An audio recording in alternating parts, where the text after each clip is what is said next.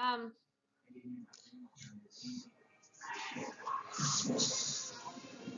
okay, so I had the assignment of coming up with effective ways of saving money for college as a college student. Of course, I think this is more geared towards single people that I guess have no children, no family to support. It's just them. Um, but that's okay. Um, it's a little more in depth to go with, I guess, older students like myself who have children and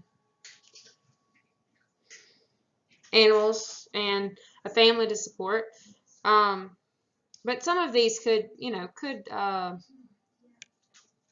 I guess, uh, affect those kind of individuals as well.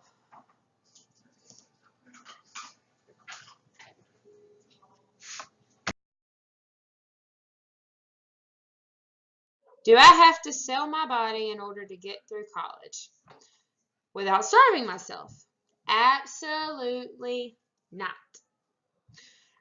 Unless that's your choice. There's no judgment here, and I hate that my friggin' camera is cutting off. I don't even know how to move that. Um, there are many people that put themselves through college by way of sites like seekingarrangements.com. They become sugar babies, and they go into these adult relationships, whether that be sexually, financially, whatever, with these individuals that support them as either their sugar daddy or sugar mama. It's not a popular way to do it. But like I said, no judgment. However you fund your education and it keeps you out of debt, I don't necessarily say that there's anything wrong with it unless it's hurting someone else.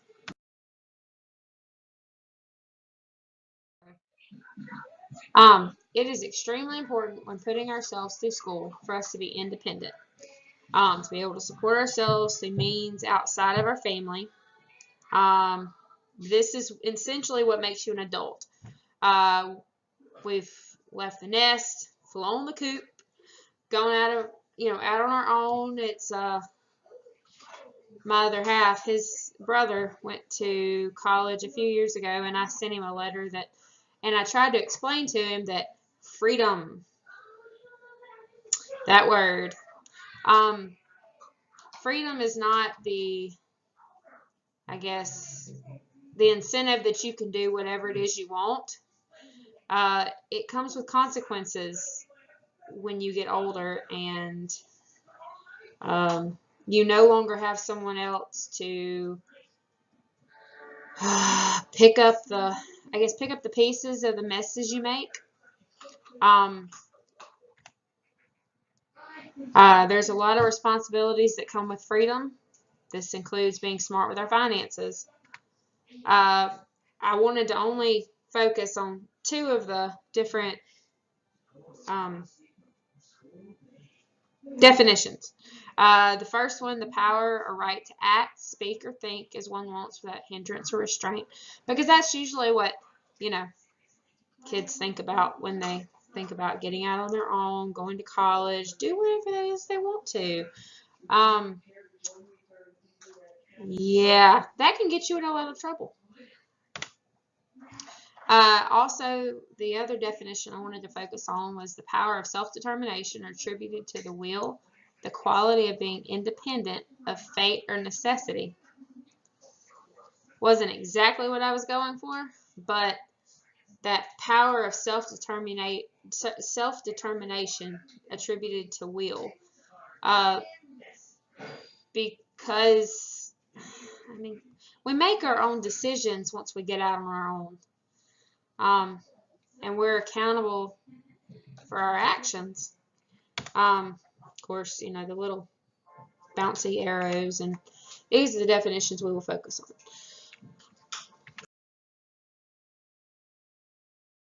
Budgeting.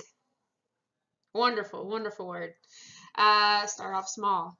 Give yourself a weekly budget. See how that pans out after the first week. You may have to adjust accordingly, depending on what is due for that particular week. Excel is a good help with this. Making a spreadsheet to help with your budget could prove very helpful. I actually write everything on paper. Every month, my budget binder is kind of buried under stuff on my desk right now. But I write it all down, what's due, how much, what date, and then I list out our paychecks and when they come in, and then I draw an arrow, what paycheck is supposed to pay what. And then I list at the bottom different extra things that aren't necessarily part of our regular budget, like who needs shoes, clothes, maybe somebody's got a speeding ticket that we've got to pay by a certain date that we have to save up for, put a little bit aside here and there. If you run out of your allotted cash before the week is up, you will know that you need to do better the next week and live off a box of cereal. This was actually the example that was given in the debt.org reference that is at the end of the slideshow. But I mean, I know college students that live off ramen. We live off taco soup a lot because it's cheap, it's easy, and it can last 2 or 3 days. So it kind of gives you, when you have to, I guess, do without things, it gives you a taste of what being an adult in the real world is like when you mismanage your finances. Because I know I'm bad about when I have extra money.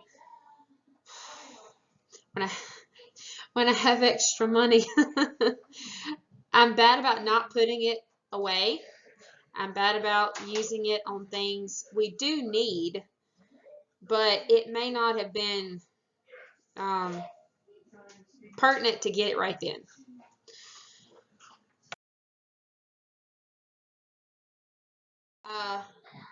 Well, now we have to stick to the budget. This is the main principle. Do not spend more than you have coming in. Let's highlight that. Do not. Okay. Do not spend more than you have coming in. This is called living above your means. Living above your means brings debt into the picture, and a lot of time it is hard to get out of and just accrues more debt. I definitely have had this issue in the past. Don't have it now, but in my early 20s, I had a lot of issues going from relationships to that caused me to have to max out credit cards, and just different, not having medical insurance, medical bills that are still on my credit that I've been working on getting, taken off because you can't get blood out of a turnip. Start by figuring out how much money you have coming in, whether that be from a part-time employment, whether you work at the university.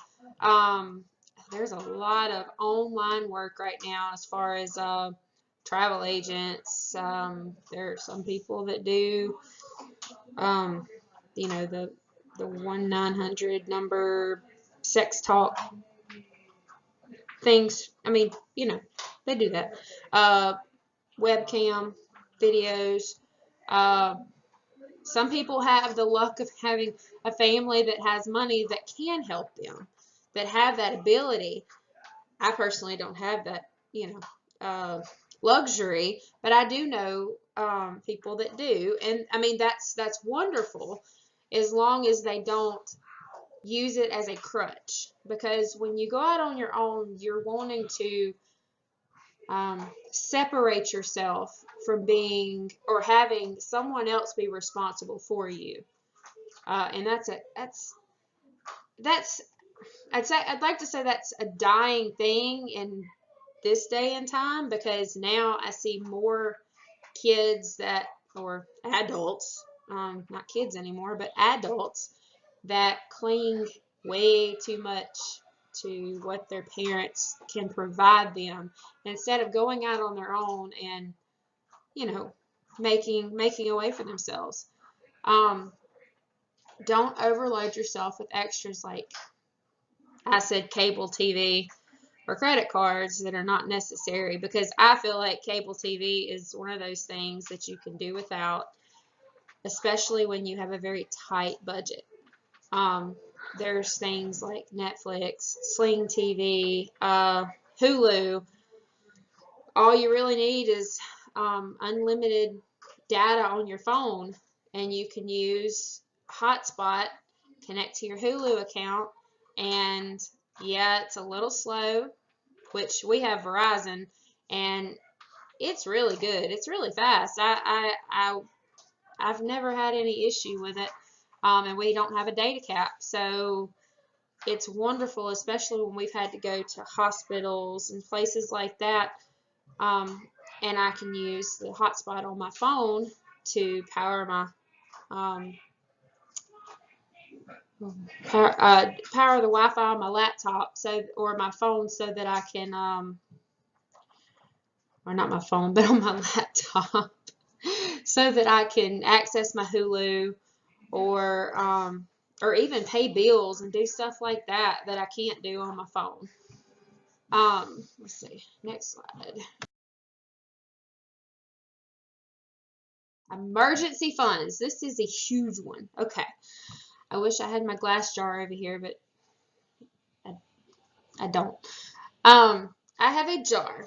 It's a huge jar, but that's where we stick all our extra change, dollar bills, whatever we pull out of our pockets. Mainly the other half, because he deals with cash more than I do. I usually put cash straight in the bank. But we put all our extra change and stuff in there from like going to Walmart and stuff like that. And that's kind of our rainy day type thing. I've had to use it a lot of times for gas, groceries, things the kids needed, like diapers, because I have 2 in diapers and then we have 1 more on the way. So I've never saved enough to actually help myself out of my car breaking down. That is still a huge one. I have a car down right now that it's probably going to be several months before it's fixed, because I don't have the time or the extra finances to deal with it. So always keep your full coverage insurance. Always. Never go to partial. Or liability in Louisiana. Liability. Let's see. Unexpected things will happen. You always need a contingency plan in place, especially if you have no one to fall back on to help you in times of financial crisis. The examples I gave are your car breaks down, bank account overdrafts. Ugh, that's a big one. Stolen money. I haven't had that personally happen, but I have had friends that's happened to, that have gone to school in places like Savannah, Georgia, out in Los Angeles, San Francisco, Dallas. Actually, and I've even had it happen here. I had a friend, his wallet was stolen straight out of his truck. Of course, why would you leave your wallet in your truck? Yeah, I said the same thing. But it's one of those moments you're not like, okay, you shouldn't have done that. It's kind of rude. The list is literally endless, because you just cannot realistically plan for everything. However, you can have a savings account or a rainy day jar that has your that is your contingency plan, just in case.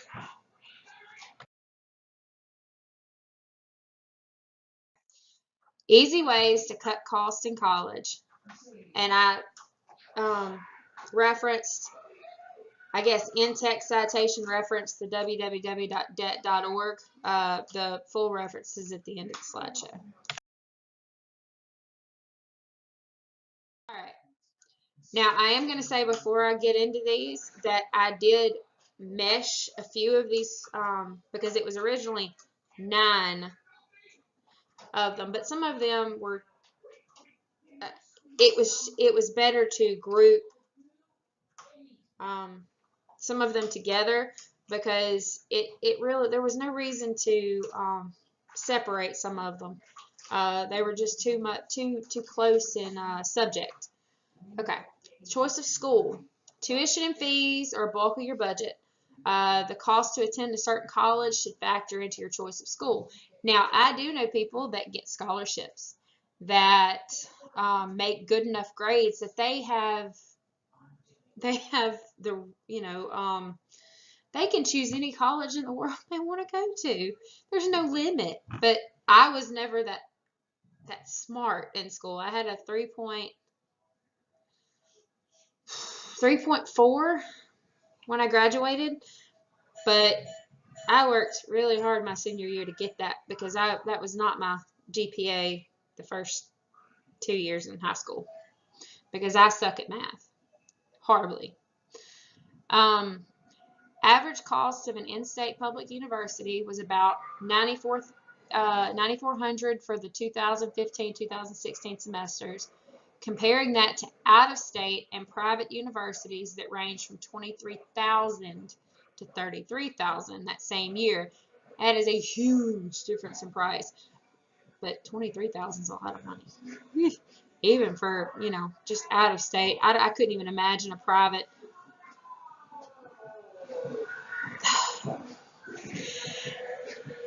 Grants and scholarships can help dramatically offset the cost, but try not to rely on student loans to pay for tuition. Student loans, yes. Try not to rely on those. But if it's grants that you don't have to pay back, that's wonderful. Wonderful. Scholarships. There are so many websites that list out all of these different scholarships that you can write papers for. You can even win scholarships for taking pictures. I tell people that do this. I haven't personally gotten any yet. I've tried, but I haven't gotten any yet. But I've had friends that have. That's how they've put themselves through college and managed to keep their student loans down, is because they've actually been able to be awarded scholarships through those kind of websites. Textbooks, big one. I'm thankful that being an online college, so far I have not had to purchase any books that were not online. All of ours so far, at least for me, I don't know down the road. And I know other students in this class may be on a different, in a different year than I am. I'm still a freshman. But I'm thankful that, most of the books are, or all of my books so far have been online.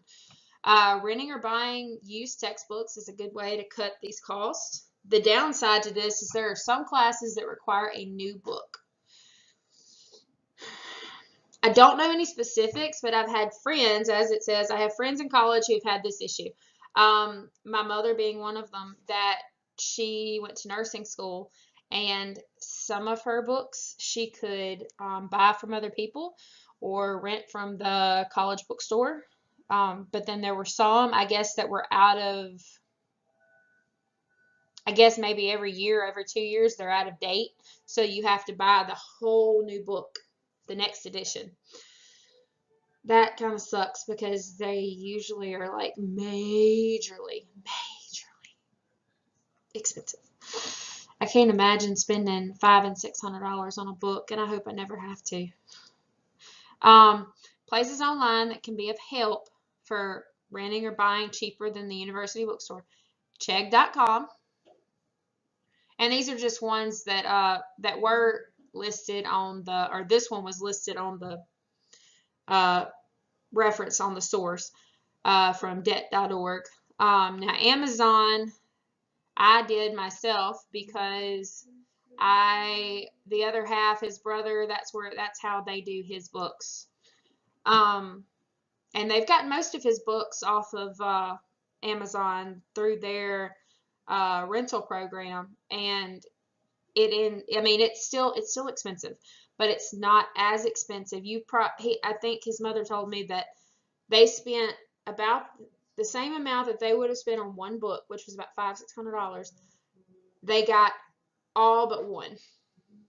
And I think it was like 4 or 5 books. So, I mean, that's $100 is expensive to me. However, if, you can avoid spending $500 per book, do it.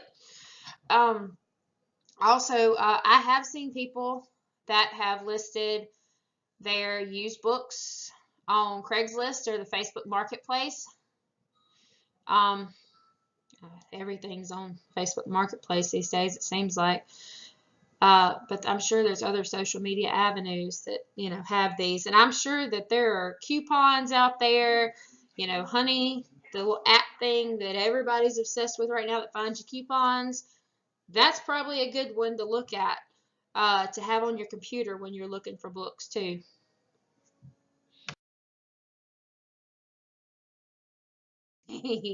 Ugh. Okay. Make sure to research the price of on-campus living versus off-campus living. Sometimes on-campus will be factored into your student loans, so this may not always be necessary for you to think about that ahead of time. And let me see if I can explain what I mean. When you live on campus, normally whenever the college gives you the amount that you have to pay or come up with out of pocket at the first of the semester, usually your on-campus living is already factored into that. Some factor in a meal plan and things of that nature. You need to know whether that's the case. The area in which you're going to college is a huge factor in this as well. In 2015, Trulia.com, it's a mortgage. It has houses listed, apartments, stuff like that. Found that it was cheaper to live off campus in some areas. However, in places like New York, Los Angeles, San Francisco, I'm sure Denver, bigger places like that, Salt Lake City, where the cost of, or Dallas is a huge one, where the cost of living is considerably higher, on-campus living would probably be your better idea, your ticket. Get a roommate or roommates. This allows you to share expenses of off-campus living. If you're like me, roommates are not a good idea. I don't get along with women very well. However, there are some people that get along with, other people easily, make friends easily. And I know that it's not always going to be easy. And you probably gonna have some duds. You ever watch the show Friends? Yeah, Chandler found some duds. However, that is an option in order to be able to cut your costs, share utilities, meals, grocery bills, stuff like that. Transportation. This was a tricky one for me, just thinking from a first-time student, right out of high school type thing, where you probably may not need a car. But so that's where the thought process in this slide was. Do you even need a car? Are you living close enough to walk or ride a bike to class? Can you carpool? The average cost of owning and operating a car in 2016 was about $9,000 a year. And that's if you, I'm sure, don't know this for sure, because the research does not break this down. However, I assume that's if you go and have a shop, change your oil, do all of your mechanic work. Now, I do all of my own mechanic work. I change my own oil. Yes, you still have to factor in the cost of the oil, cost of the filter, cost of parts, but you could probably get that cost from $9,000 down to a considerable less amount, maybe $1,500-1,600 a year. But that was the figure that was brought about by a study by the American Automobile Association, or AAA. A moped, motorized scooter, or even a motorcycle is a good option, with a decent one being in the $500 to $1,500 range. And you can park anywhere. You very seldom have limitations on where you can park with these little bitty vehicles. They take up no room. Plus, they save a lot of gas.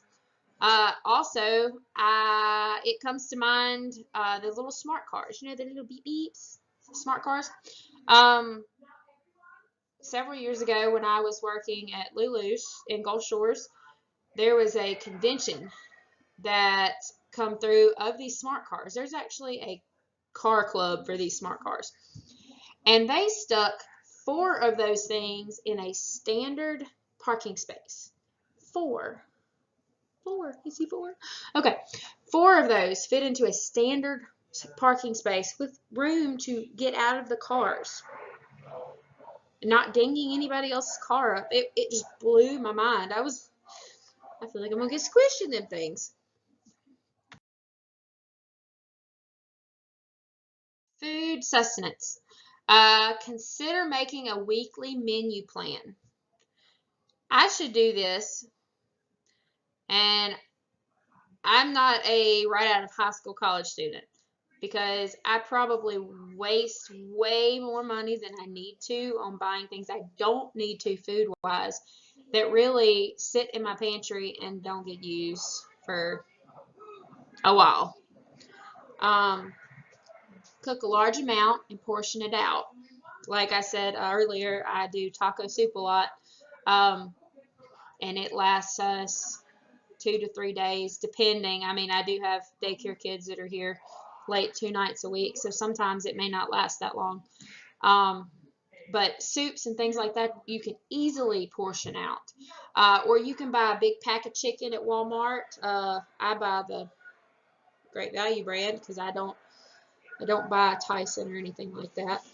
And I take 2 breasts and I stick them in a Ziploc and I portion them out like that and put them in the freezer, so that whenever I need to thaw them, I don't have to thaw the entire pack. I just thaw the little bag. And if I think I need more than 2 breasts, then I thaw out 2, 3, whatever. But it makes it a whole lot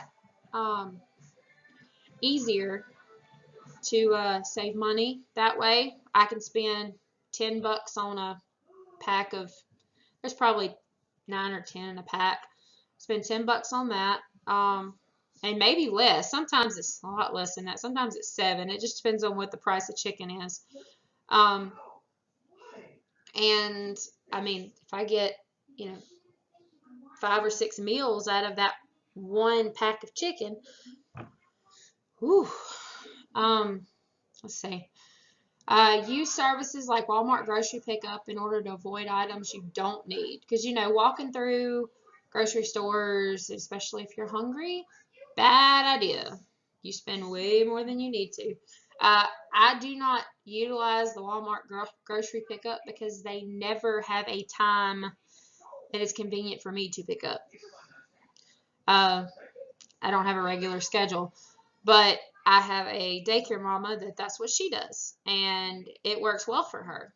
I'm sure the other companies like Brookshire's is doing it now. Target, I believe, is doing it now. They may have a better scheduling, and I'm sure it's different in bigger cities. But I'm from Monroe, Louisiana, and it's not necessarily a big city. We're very small compared to like Houston, Fort Worth, Dallas, places like that. Click coupons. There's a lot of extreme couponing sites out there. Pinterest, that can teach you how to live frugally. I have a couple of friends that do this religiously, and then they sell the extra stuff that they got. They may spend $5 and get $100 worth of stuff, and it was all because they watched the sales and they did all this, and they sell the extra and they make money. That's how one of my friends put herself through her last year of nursing school. Put coupon apps on your smartphone so they're already there at checkout. I did not put this in there, but honey. I've heard a lot about honey. When you're online, it picks out coupon codes that you may not have found otherwise. It may not save you a bunch on everything, but there are some things I'm told that it saves you a lot. Apps like Hooked, Pocket Points, Groupon, and Rovertown. Never heard of Hooked, Pocket Points, or Rovertown. Those were listed in the reference material. Groupon, I do know that they do have some really good deals sometimes if you look. And you can opt to have emails sent when stuff in your area goes on sale. But these apps help you to get discounts at some restaurants. If you were to, go out on a Friday night, I guess with friends, and yeah, free appetizers and stuff like that. Party! Now, of course, I'm in my 30s. I don't do this no more. However, uh, believe it or not, this is actually a category. There are actually apps for your smartphone that can find drink specials near you. Happy hours, U-Connection, Party Tutor. Never heard of any of them. I have friends that are bartenders, so I see stuff on Facebook all the time about which bars are offering drink specials.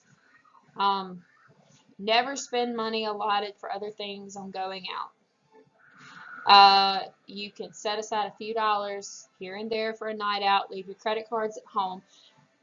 When I was younger, I had a hard time with this. I would take my debit card and I would leave it at the bar and have a little too much to drink and have no I can't even think of the word. Anyway, ran up a pretty big bar tab a good bit of the time and spent money I didn't need to. So it's a really good idea not to do that, to only pay cash for your drinks, for your appetizers. And it also cuts down on somebody accidentally. There are some bartenders that cannot keep up. I mean, I've had some really good ones. So thankfully this has never happened to me, but I do know friends that have gone to bars and the bartender has accidentally charged someone else's tab on their card. So not taking your card and leaving it there is a way to avoid that possibility. This allows you to hopefully only spend what you can afford by using cash. Hopefully. And my references. I did reference the definition for freedom. I got that from the Merriam-Webster dictionary website. And then the college budgeting, how to save money in college. I did get that from debt.org. Max Fay is the writer. I had his bio information sitting here somewhere, but he is a credible source. A lot of these he credits putting himself through college. So I hope you enjoyed my presentation, and I hope I covered all the points that I needed to. And I'm glad I figured out how to do the video in the slideshow, and hopefully once I play it back, it works perfect, because this was a lot of time spent on this. But I'll see y'all later. Bye!